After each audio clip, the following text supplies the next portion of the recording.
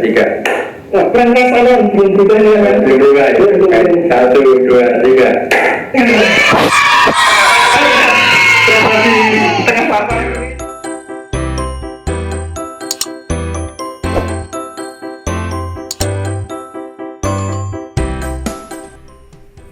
Ya, sebelumnya Assalamualaikum warahmatullahi wabarakatuh.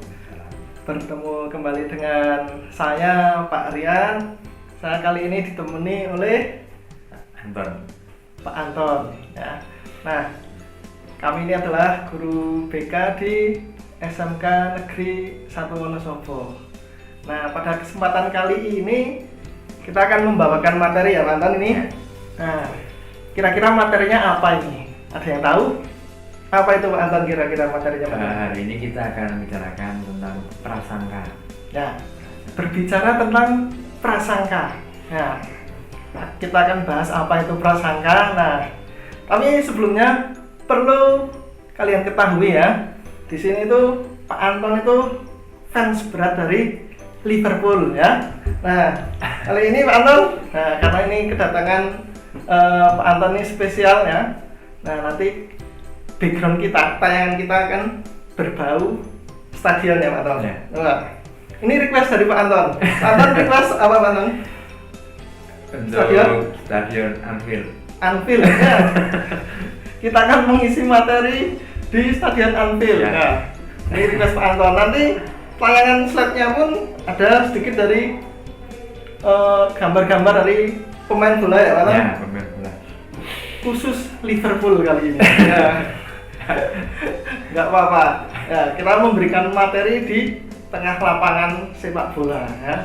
Nah, ini bisa nanti dilihat ya. Silakan Pak Anton mungkin bisa tepuk satu kali biar tampilan slide kita berubah dulu di lapangan. Ya, tempatnya semoga nanti berubah. Enggak, siapa tahu berubah. 1, 2, 3.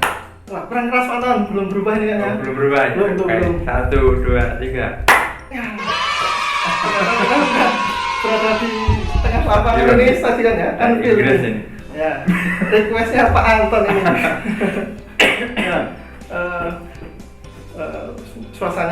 suasananya agak berbeda ya. Nah, itulah BK itu memang serba bisa ya Pak Anton. Iya, harus fleksibel.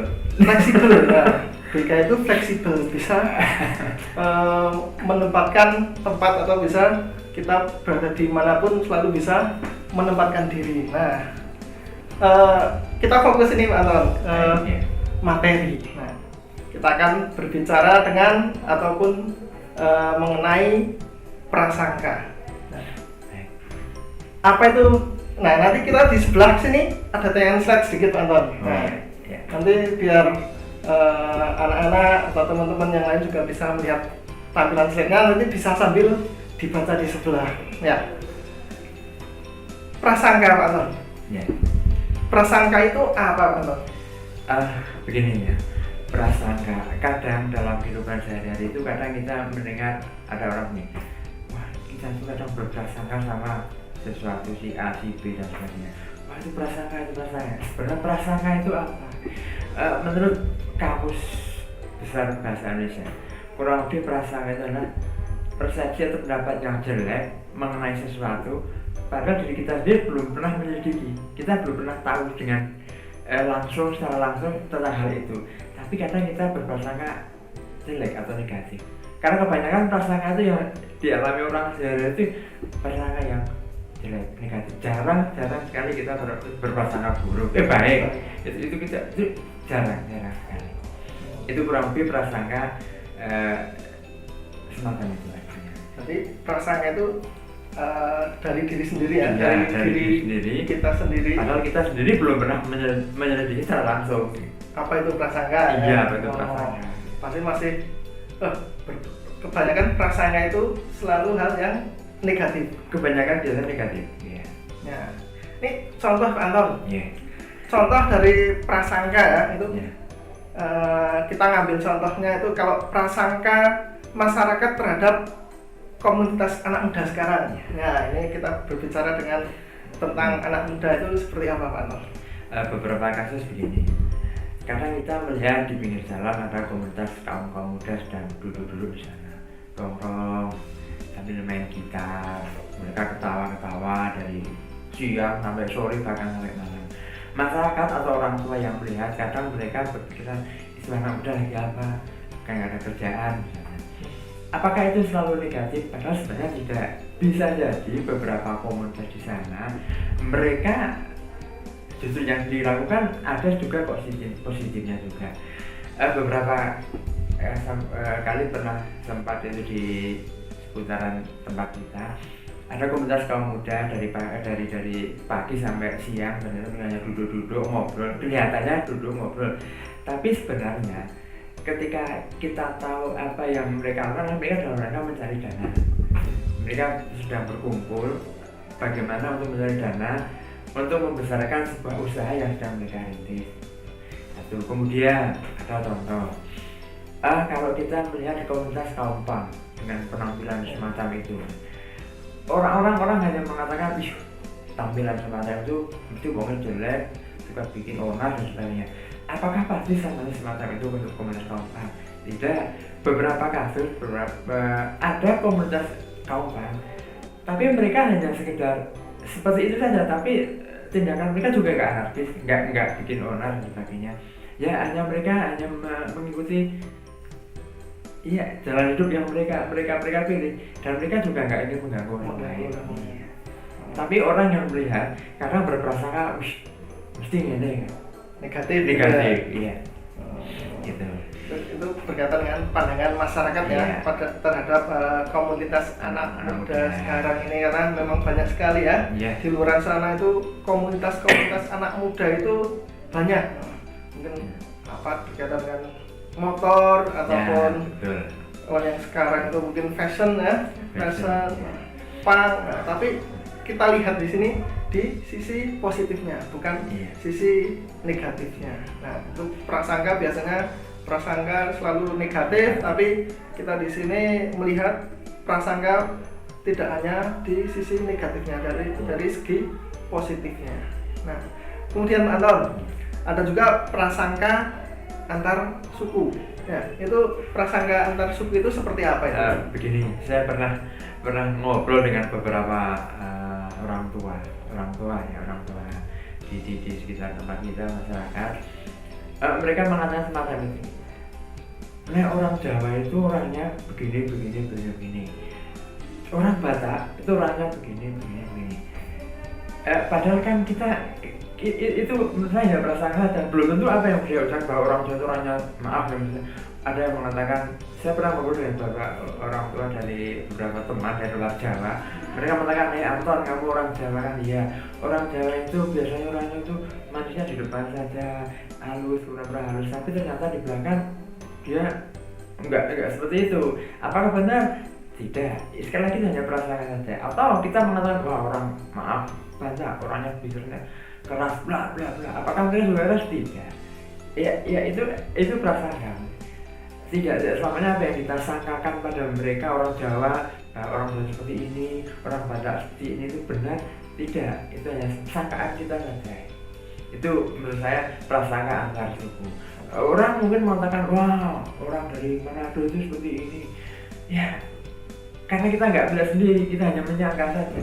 Jadi bisa dikatakan sangkaan kita itu nggak benar. Berarti apa yang kita sangkakan itu belum pasti benar adanya. Nah, berarti harus juga ada kita cek ya kebenarannya. Nah, nanti dengan teman pun sama. Jangan melihat teman itu mesti anaknya seperti itu. Jangan, kalau kita belum benar-benar tahu, jangan kita prasangka. Apalagi kalau prasangka kita itu jelek, negatif. Kalau prasangka kita baik, positif, itu malah tidak apa-apa. Gitu ya, Anton. Nah, di sini juga nanti kita berbicara, Pak Anton, tentang beberapa berkaitan dengan kategori prasangka, Anton. Sebenarnya ada berapa itu? Ada 6 ya sebenarnya. 6 kategori prasangka itu. Yang pertama itu ada status finansial. Nah, status finansial itu seperti apa? Prasangka karena status finansial. Karena kaitan dengan materi misalnya nih Pak. Orang kaya, orang yang berpunya, kadang dia berprasangka sama orang yang maaf miskin, dia mengatakan dia miskin kan dia nggak pernah bekerja, malas si orangnya. Kemudian orang miskin, orang yang nggak punya, kadang berprasangka pada orang yang kaya, wah dia tuh dapat uang dari mana itu, jangan korupsi. Itu prasangka, itu karena status finansial. Itu yang pertama Pak. Jadi ya itu hanya sangka, sekali lagi hanya sangka saja. Orang yang kaya mengatakan orang yang miskin dia malas bekerja, makanya dia miskin terus. Orang yang nggak punya uang menyangka bahwa orang yang kaya raya itu pasti ada dapat dari mana, korupsi dan sebagainya. Ya itu belum benar. Itu berkaitan dengan status finansial. Ya. Berarti kemudian juga ada berkaitan dengan ras. Itu ras berarti apa itu? Istilahnya Suku. Saya katakan ya, suku. Itu kita juga belajar dari orang tua loh Pak. Ras suku. Beberapa orang tua malah semacam ini. Karena prasangka itu justru kita dapat belajar dari orang tua. Gitu. Dan teman juga dari masyarakat. Misalnya orang tua begini, dia punya anak cewek. Ya. Mbak, besok kalau kamu punya besar, punya suami jangan dari orang Jawa ya. Orang Jawa itu seperti ini loh. Ya. Atau besok kalau kamu besar nikah, jangan sampai nikah sama orang dari Sunda ya. Kalau orang Jawa itu semacam ini. Ini contoh prasangka yang ada kaitannya dengan ras. Di lingkungan masyarakat Di itu lingkungan masyarakat. Nah, Justru muncul semacam itu. Anak belajar prasangka justru dari orang tua, masyarakat atau teman sendiri. oh gitu. Ya. Kemudian ini ada berkaitan dengan prasangka itu berkaitan dengan agama. Agama Begini, seperti apa? Seperti ini. Ini isu yang berkembang akhir-akhir ini di beberapa negara ya. Mengatakan bahwa agama X adalah agama sebagai sumber teroris. Agama X adalah suka kekerasan. Ya, itu karena mereka tidak tahu itu prasangka yang ada di dalam agama. Apakah benar?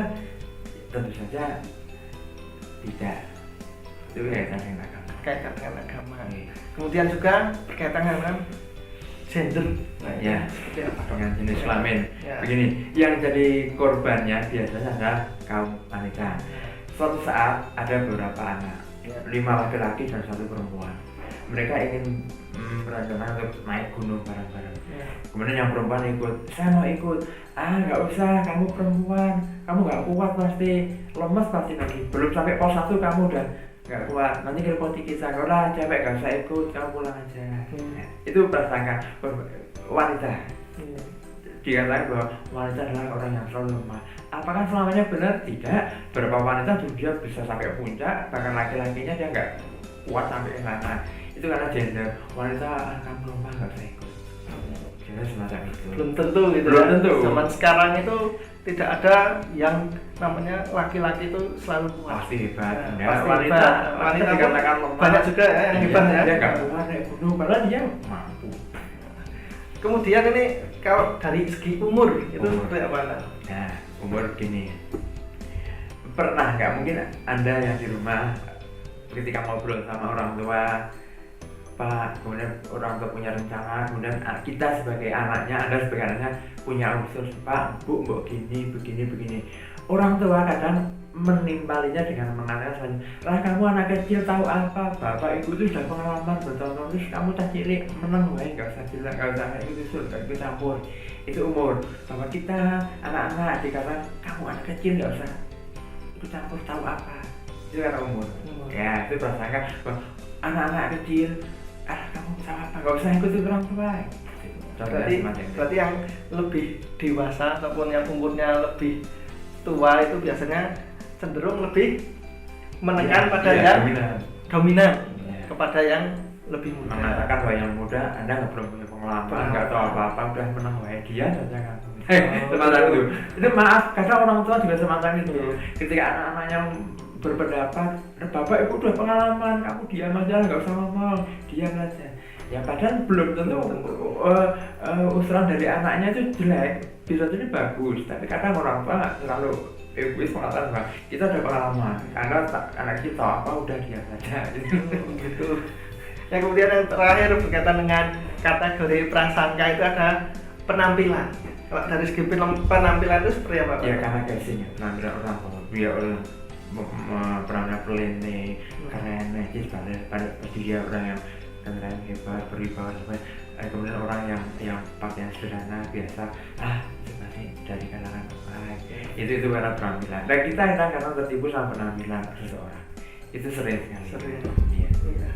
Nah, itu tadi beberapa kategori berkaitan dengan prasangka. Nah, di sini lalu kita bagaimana ya Pak Anton untuk agar kita itu bisa tidak berprasangka, terutama berkaitan dengan prasangka yang negatif. Itu kalau dari yang segi pada diri sendiri itu ada berkaitan dengan jujur. Nah, jujur pada diri sendiri itu seperti apa Pak? Begini, ketika kita sudah mulai berprasangka sama orang lain, alangkah baiknya kalau kita kadang introspeksi, jujur kita pada diri kita sendiri bahwa apa yang kita sangkakan itu tidak selamanya benar, bahkan seringnya salah. Jadi mari ketika kita sudah mulai berprasangka sama orang itu segera dirubah saja, karena kita berprasangka salah. Jangan sampai kita itu terlalu jauh melihat seorang, padahal kita hanya tampak luarnya saja. Kita jujur, lebih baik kita nggak usah lah, kita nggak usah nih orang lain, udah biar saja. Melihat diri kita itu seperti apa? Iya, kurang lebih semacam itu. Kemudian, don't judge a book by its cover. Nah, ini berarti jangan menilai ya buku itu dari sampulnya. Ya. Seperti itu Anton? Ya, betul. Jangan kita menilai buku hanya dari luarnya saja. Buku yang usang jelek, belum tentu isinya juga semacam itu. Kalau isinya mungkin pengetahuan atau inspirasi yang luar biasa, jadi kita dapatnya buku yang pernah covernya jelek, tapi isinya tentu saja belum tentu semacam itu. Ya sama dengan penampilan tadi, jangan kita menilai orang atau sesuatu dari covernya saja, karena isinya itu justru lebih bagus, luar biasa. Kemudian ini banyak juga yang bergaul dengan orang lain. Nah, itu dengan kita banyak bergaul dengan orang lain, kita akan tahu bahwa ternyata karakter orang itu macam-macam. Satu kelas ada 32 anak. Itu di situ ada 32 karakter yang berbeda-beda. Semakin kita mengenal orang lain, semakin kita akan mengetahui bahwa ternyata orang itu macam-macam sekali. Kita nggak mungkin mengatakan, kelas bodoh, nggak pernah, nggak bisa semacam itu. Jadi itu akan memperkaya diri kita bahwa ternyata macam-macam sekali ya karakter orang. Jadi kita akan berusaha, kita akan bisa menghargai. Nggak mungkin orang mengerti orang lain, dia bisa mengerti orang lain. Kalau harus orang lain harus sesuai dengan keinginan kita kan nggak mungkin. Tidak bisa. Iya, tidak bisa. Berarti jangan kita selalu berpikir orang lain yang harus mengerti kita ya. Tapi kita pun juga harus mau mengerti orang lain. Nah, kemudian Pak Anton, ada juga itu untuk membuka diri untuk bersikap bersahabat. Itu seperti apa? Ya, sama dengan kurang lebih yang tadi ya, yang banyak bergaul dengan orang lain ya. Kita harus bersahabat dengan orang lain karena siapapun itu berarti tidak memilih-milih gitu ya. Orang memilih ya. Itu akan memperkaya wawasan kita, memperkaya diri kita. Ternyata teman kita itu karakternya macam-macam sekali. Jadi kita bisa berusaha tidak egois. Oh ya, ada yang sukanya begini, ya kita harus memahami. Kemudian terakhir ini kayaknya Pak Anton, berkaitan dengan tidak pernah underestimate. Nah, itu gimana itu? Jangan pernah menganggap enteng orang lain. Penting itu seperti apa sih? Entah ngomong lu pasti nggak bisa. Kamu dari mana? Nggak mungkin, kamu nggak mudah nanti kamu. Ada semacam itu. Kita underestimate sama orang lain, kita meremehkan orang lain. Belum tentu dia tuh kita lebih hebat dari dia. Bisa jadi dia memang mempunyai kemampuan yang justru lebih di atas kita. Terus lagi, ya jangan pernah menganggap remeh orang lain. Nah, siapa tahu yang kita anggap remeh itu justru dia malah lebih hebat dari kita. Nah, ini cukup asik sekali nih ngobrolnya berkaitan dengan materi prasangka dengan Pak Anton ini ya. Nah, sepertinya karena waktu nih Pak Anton, waktu juga sudah lumayan nih. Nah, mungkin pertemuan kita kali ini kita sudahi dulu Pak Anton. Ya, nanti lain waktu kita bisa ngobrol berkaitan dengan materi lain bersama Pak Anton. Nah, ini dari kami ya, dari saya dan Pak Anton cukup sekian ya. Mungkin terakhir ada yang mau disampaikan Pak Anton? Motivasi atau apa? Berkaitan dengan lebih luas aja Pak, PJJ yang masih kita masih belum bisa tatap muka secara langsung, tetap mari kita patuhi anjuran dari pemerintah, tetap pakai masker, jaga jarak, kemudian kita sering cuci tangan, dan jangan lupa kita harus makan. Ya, nutrisi penting sekali. Bagaimana kita mempunyai imun tubuh yang bagus kalau kita nggak makan yang bergizi, gitu aja. Nanti kita ketemu lagi di tema-tema yang lain bersama Pak Rian. Ya, terima kasih. Nah, ini tampilan kita kali ini memang sudah sangat berbeda dengan dari biasanya. Kita berada di stadion ini karena request dari Pak Anton, ya, penggemar berat Liverpool. Ya, silakan yang mau sharing-sharing dengan Pak Anton berkaitan dengan sepak bola atau yang lain bisa tanyakan langsung. Nah, demikian Anton. Nah, terima kasih atas bantuan kita dalam menyampaikan materi ini. Nah, untuk kalian semuanya selalu semangat ya. Nah, terima kasih. Mungkin cukup sekian dari kami. Apabila ada kurang dan lebihnya kami mohon maaf. Kami akhiri. Wassalamualaikum warahmatullahi wabarakatuh.